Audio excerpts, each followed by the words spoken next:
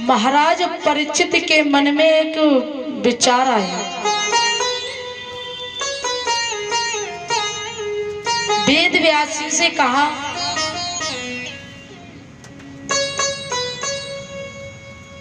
प्रभु आपने हमें कथा बड़ी अच्छी से सुना रही है और मैं बहुत भाव विभोर होकर के सुन रहा हूँ।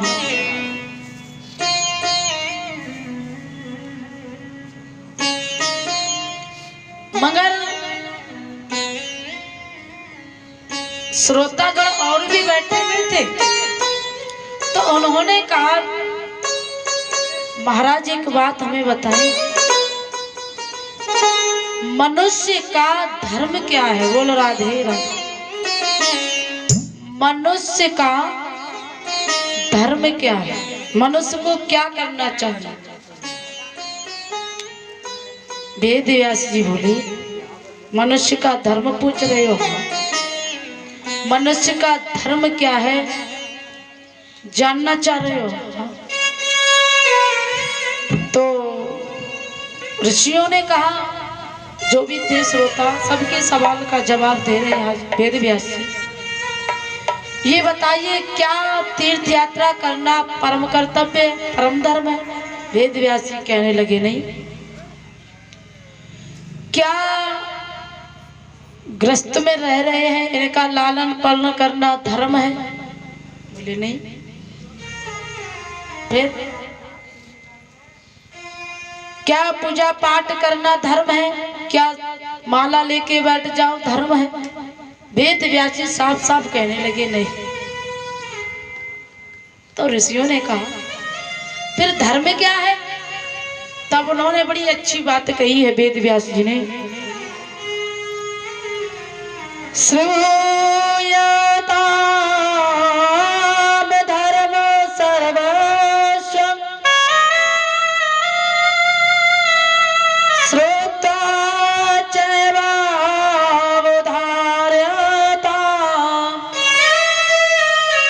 आत्मना प्रतिकूला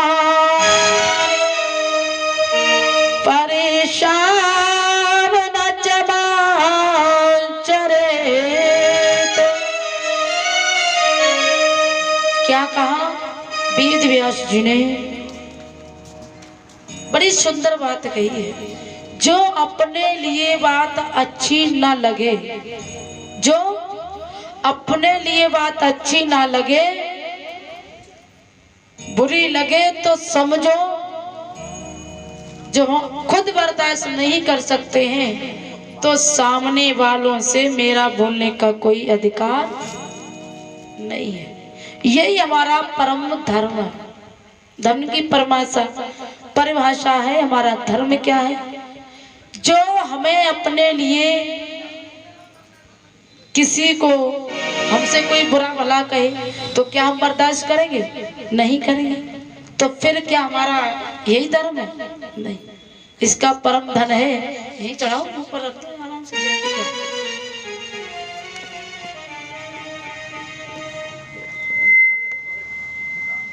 है। परम धर्म है ये परम धर्म नहीं है कि आराम से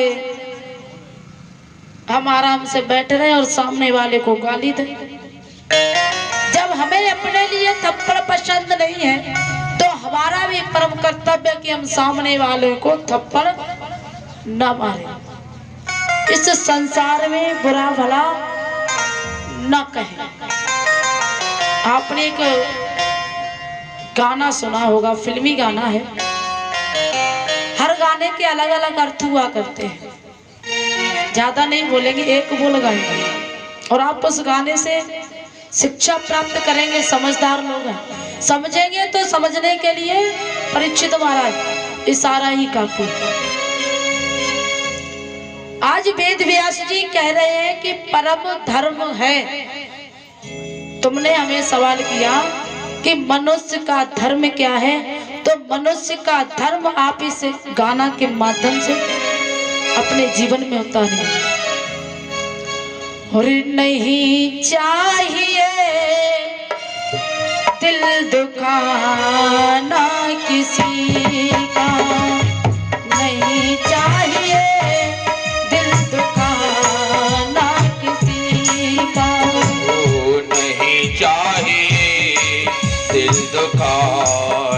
किसी का।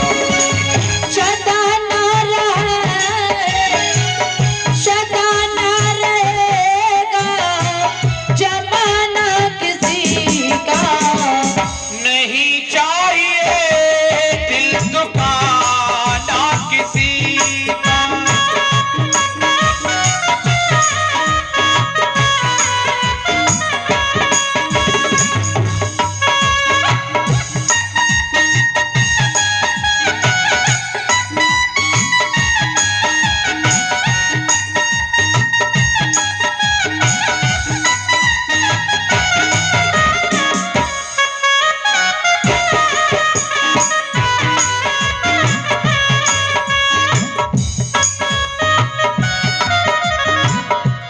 बड़ी सुंदर बात कही है। इस बोल में आप समझ लेंगे, आएगा बुलावा तो जाना पड़ेगा। आएगा बुलावा तो जाना पड़ेगा। अरे तुझको आखिर कल आना पड़ेगा। आएगा बुलावा तो जाना पड़ेगा। तुझको प्यारे जाना पड़ेगा। और बुरा है बुरा जग में, बुरा है बुरा जग में बताना किसी का। नहीं चाहिए दिल दुखाना किसी का। नहीं चाहिए दिल दुखाना किसी का।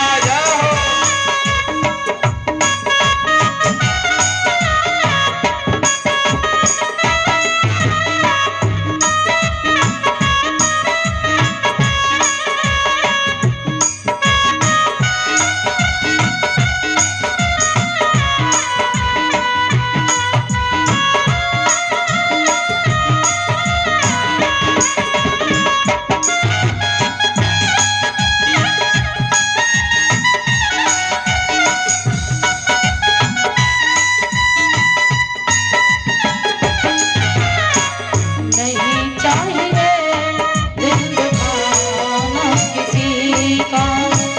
नहीं चाहिए दिल दुखाना। आप चाहें तो इसी बोल में आपके धर्म का जो आपने सवाल किया है उसका अर्थ निकाल सकते हैं। इसमें दूसरा भी बोल आता है कि बुरा है बुरा जग में बताना किसी का। पहले तो तुम अपने आप को संभालो। पहले तो तुम अपने आप को संभालो। हक नहीं तुमको बुराई औरों में निकल। बुरा है बुरा जग में बताना किसी का। नहीं चाहिए दिल दुखाना किसी का। यही हमारा परम धर्म है। जैसे ये कहा, सवाल पे सवाल आज वेद व्यास जी से हमारे श्रोतागण करते जा रहे हैं और कहने लगे, जब कोई डॉक्टर अगर बच्चे को इंजेक्शन लगाए तो बच्चा कितनी तेज से चीख के रोता है भैया कि नहीं। जब एक छोटी सी सुई से बच्चा या हम और आप इतने, कोई तो बहुत बड़े बड़े है जाने, बहुत डर लगता है भैया, डरते ही रहते हैं। जब हम उस सुई से इतना डरते हैं तो भला बताइए परमात्मा के बच्चों, जब उसको कितना कष्ट होता है जब तुम उनको सताते हो। तुम जरा सी सुई के लिए डर रहे हो, अब उस पे भी तो न जाने इस संसार में कितने लोग उसको लाखों गालियां भी देते होंगे, जिसने हमें ये बोलने की जुबान दी है। प्यारे देखिए, एक बार की बात है, नारद जी से एक बार सवाल किया, ये बताइए आप,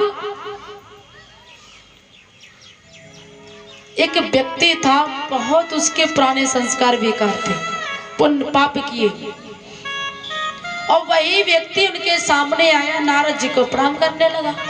और जब नारद जी को प्रणाम किया तब उन्होंने कहा, देखा कि अरे इसने तो बहुत सारे पाप किए, बोलो राधे राधे, पापी पाप इसके जीवन में। तब उन्होंने कहा कि तुम्हें तो नरक में भी जगह नहीं मिलेगी। वो व्यक्ति कहने लगा, मैंने पाप नहीं किए, बहुत पुण्य किए, पुण्य मुझे तो नहीं लगता पुण्य किए हो। न जाने तुमने कितने बलि दे दी, कितने लोगों की, कितने घोड़ों की बलि दे दी, कितने बकरों की बलि दे दी। बात समझ में आ रही? आप लोग कहते हैं ना, घोड़ा किसे कहते हैं और बकरा किसे कहते हैं। आजकल भैया कोई भलो ना हो तो बकरा की बलि और घोड़े की बलि चल रही है। कहते हैं ना, कोई अगर उस पे सवार हो तो क्या कहते हैं, ये घोड़ा थक जाए, जब उसकी वो चली जाए, जो भी आत्मा हो चली जाए तो क्या कहते हो, घोड़ा थक गया है, थोड़ा आराम होने दो, यही तो कहते हो हैं? तो देखिए, एक वेद में एक श्लोक आता है, उसने कहा, ये तो शास्त्रों में लिखा गया है, वेद शास्त्र में कहीं ये नहीं लिखा है कि किसी की बलि दो। समझ में आ रही है भैया? वेद शास्त्रों में नहीं लिखा है, लेकिन पढ़ने वालों के लिए हर वेद शास्त्र हमेशा उल्टा चलते हैं। दोहा लो, चौपाई लो, श्लोक लो, कुछ भी लो, पीछे से एक श्लोक आता है,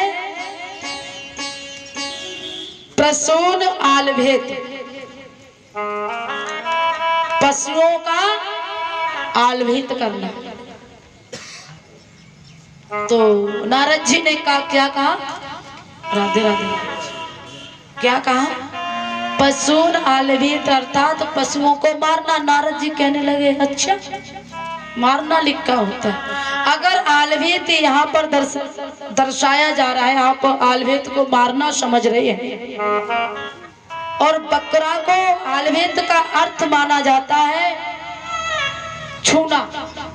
आलभेत का अर्थ है हम एक दूसरे को स्पर्श करते हैं ना, आलभेत को कहते हैं छूना। बात समझ में आई? मारना नहीं होता, आज नारद जी समझा रहे हैं उनको। बकरा कहते हैं ममता को। बोलो राधे राधे। बात अच्छी लगी, लास्ट में ताली का आशीर्वाद चाहेंगे, इसके बाद कथा में प्रवेश करेंगे। कथाएं सबने सुनी है, शॉर्ट में लेते हुए आज थोड़ा सत्संग को छेड़ते हुए कथाओं में प्रवेश थोड़ा थोड़ा बोलते हुए चलेंगे, ठीक है? आज कोई ये ना कहे कि कथा शॉर्ट में बोल रही है, कथा सब जानती हैं, मगर थोड़ा जो समझदार शब्द हैं समझने के लिए वही बताएंगे आज। बकरा कहते हैं ममता को, घोड़ा कहते हैं अभिमान को। जब हम अभिमान हमारे अंदर आता है ना, तो समझ लेना कि हमारा जीवन नरक की तरफ इशारा कर रहा है। ममता कौन है? हमारी माँ। बकरा रूपी ममता को हम स्पर्श करते हैं। हमारे शादी करने वाले भाई लोग जाते हैं, शादी पढ़ने जाते हैं, उसमें एक श्लोक आता है, अहिंसा ही परमो धर्म है, अहिंसा ही परमो धर्म, अहिंसा ही संसार में सबसे प्रिय धर्म है। नारद जी कहने लगे, नहीं, आपने देखा होगा शादी विवाह होती है, जब शादी विवाह होती तो इसमें एक श्लोक और आता है, तत्वरः कन्या हिदम आलवेद, एक आलवेद वहां भी आया। और आलवेद का यदि तुम मारना शब्द कहते हो तो इसका मतलब ये हुआ, अगर उल्टा सोच रहे हो तो वर अर्थात दूल्हा अपनी पत्नी को क्या कर दे, मार दे। अगर आप मारना सोच रहे हैं तो फिर इस श्लोक में आप इसी हिसाब से चलना प्रारंभ कर देंगे। इसका अर्थ क्या है? इसका अर्थ क्या है कि एक दूसरे को आपने देखा होगा, सबसे पहले षटकर्म में एक स्पर्श कराना सबसे पहले षटकर्म में आता है। बोलो राधे राधे। लेकिन हम और आप इस चीज को समझ नहीं पाते हैं। वेद में एक जगह और लिखा होता है कि प्रथम कुमारिका माशम आन्य। किसी गुरु ने शिष्य से कहा, इस श्लोक दोबारा बोलेंगे, समझ में ना आया हो। प्रथम कुमारिका मासम आन्य, अर्थात एक गुरु ने अपने शिष्य से कहा कि आप जाइए और एक ये वाला जो बताया है नाम मैंने, प्रस्तम कुमारिका माशम आने, उसे मार करके लाइए, उसका मांस लेकर के आइए। लिखा है उसमें, ये गीता में आता है। अच्छा, इसके बाद में एक बात और आती है। तो वो व्यक्ति गया और पहुंचा, चारों तरफ देखता है। दिमागदार होगा तो ठीक है, नहीं तो किसी मनुष्य को मार लाएगा और सामने लाके रख देगा। और हिंदी में क्या कहा है, इस शुद्ध भाषा में आप लोग कहते हो ग्वार पठा है, ग्वार पठा जो मोटा मोटा होता है और अंदर, हाँ, तो इसका अर्थ आता है हिंदी में कि ग्वार का पट्टा लेके आओ, वो मासा के समान हो। और वाले हो, जब श्लोक ये कह रहे हैं तो श्लोक नहीं पढ़े हैं, नहीं समझदार है, तो आप किसी इंसान को जाओगे और उसका मांस लेकर के आ जाओ, हैं प्यारे।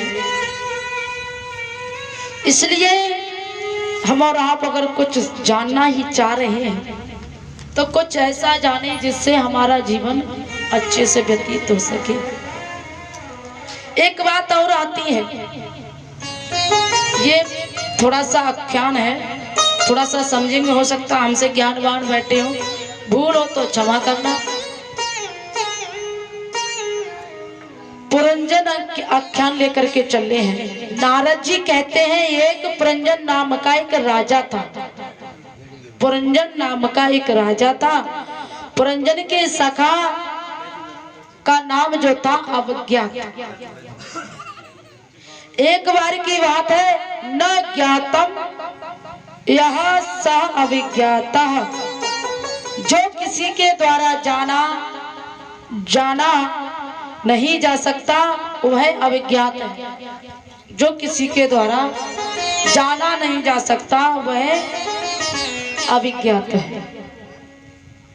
इसके बाद एक बार की बात है, पुरंजन जीव ने अपने सखा को साथ में लिया। किसको? अविज्ञात को। बात समझ में आई? पुरंजन ने अविज्ञात को अपने संग लिया, और जब संग लिया तो एक सुंदर से नगर की तलाश करने लगा। जब उसे कोई भी नगर पसंद नहीं आया तो महलों की तरफ गया। कहाँ गया? महलों की तरफ। और जब हिमालय की तरफ गया, वहां उन्होंने एक चीज देखी दक्षिण दिशा में, कि एक 9 दरवाजे वाला नगर है, और उस नगर में आज पुरंजन अपने सखा को साथ में लेकर के उसमें प्रवेश कर गए। गीता में लिखा है, नव द्वारे पुरे देही, नव द्वारे पुरे देही। उस नगर में सखा, अवज्ञात और पुरंजन प्रवेश कर गए। समय अपनी गति से गुजरता गया। जैसे ही उसमें प्रवेश कर गए तो हमारे कितने दरवाजे होते हैं?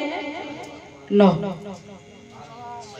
और इस शरीर में 9 द्वार हैं, 2 कान, 2 आंख, 2 नासिका, 2 मुख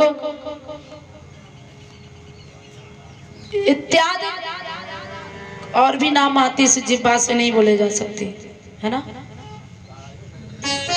इस प्रकार से पुरंजन जब वहां पहुंचा, नगर में प्रवेश कर गया, उसमें एक बहुत सुंदर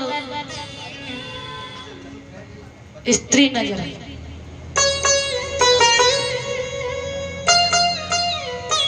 बहुत सुंदर थी, उसमें भीतर बैठी थी। जब उसने देखा तो पुरंजन उनसे पूछने लगे, तुम कौन हो? तो पुरंजन ने जैसे ही उस सुंदरी से कहा तो सुंदरी ने कहा, मुझे अपना ही पता नहीं कि मैं कौन हूं। मुझे अपना ही नहीं पता ही कि मैं कौन हूं, मगर हाँ इतना जरूर जानती हूँ, अगर तुम मुझे अपने साथ में रखोगे तो मैं तुम्हारा सहयोग करती रहूंगी। बोलो राधे राधे। अगर तुम मुझे अपने साथ में रखोगे तो मैं तुम्हारा सहयोग करती रहूंगी। आज वेद व्यास जी बैठे हुए समझा रहे हैं। इधर ये बात सुनी तो बड़े प्रसन्न हुए और उनके साथ में उन्होंने समय आने पर शादी कर ली। अब नाम को चढ़ाने तो उनका नाम क्या रख दिया? पुरंजनी। बोल राधे राधे। क्या नाम रख दिया? पुरंजनी। तो हमारे शरीर में जो भी अंग है, हर कुछ अंग में कुछ न कुछ रहस्य छुपा हुआ है, और उसी नारी को हम कहते हैं बुद्धि। बोलो राधे राधे। क्या कहते हैं? बुद्धि।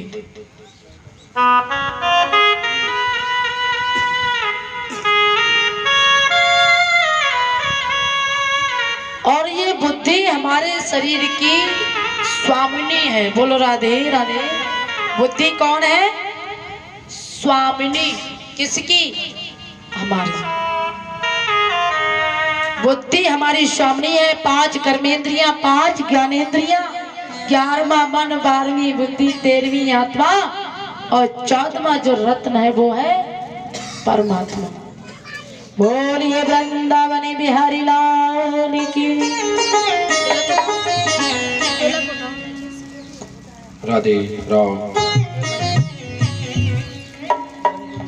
बोलिए बांके बिहारी लाल की। ये मेरा गोपाल गिरधारी जमाने से निराला है। मेरा गोपाल गिरधारी जमाने से निराला है। मेरा गोपाल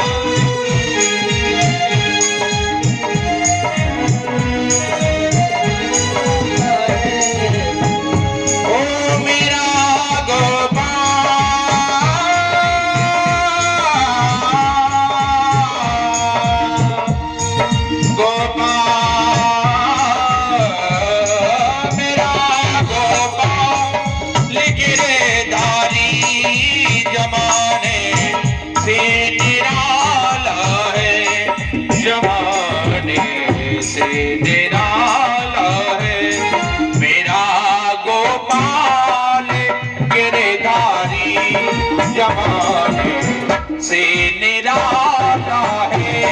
मेरा